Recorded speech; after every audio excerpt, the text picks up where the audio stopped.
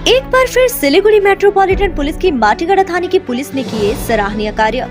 दरअसल आप सभी को बता दें कि आए दिन सिलीगुड़ी शहर से जुड़े माटीगढ़ा के प्रतिष्ठित मॉल समेत विभिन्न जगह से आए दिन मोबाइल फोन चोरी की घटना घटती रहती है। इसके बाद नजदीकी थाने में मोबाइल के मालिकों के द्वारा जनरल डायरी की जाती है, जिसके आधार पर माटीगढ़ा थाने की पुलिस छानबीन कर और मोबाइल को ट्रैक कर फोन ढूंढ निकालती है और उन्हें असली मालिकों को सौंप दी जाती है। हाल ही में माटीगढ़ा थाने की पुलिस ने चोरी हुए कुल 40 फोन उद्धार कर चोरी हुआ फोन उनके असली मालिकों को सौंप दिए, जिसे पाकर वे बेहद खुश हुए और पुलिस की सराहनीय कार्य की बेहद प्रशंसा की।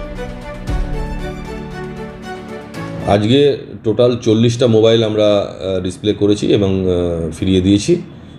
এইগুলি বিগত বেশ কিছুদিন ধরে বিভিন্ন জায়গা আমাদের মাটিগাড়া থানার অন্তর্গত শিব মন্দির আছে, খাপরাইল আছে, মাটিগাড়া বাজার আছে, সিটি সেন্টারের সামনে থেকে আছে, বিভিন্ন জায়গায় মানুষের কাছ থেকে এগুলো হারিয়ে গিয়েছিল বিভিন্নভাবে। সেগুলো প্রত্যেকটাই আমাদের কাছে নথিভুক্ত রয়েছে এবং সেই মোবাইলগুলোকে আমরা ট্র্যাক করার পর তাদেরকে আমরা খুঁজে বার করে আজকে আমরা বছরের শেষ দিন তাদের মালিকের সাথে আমরা হাতে তুলে দিলাম।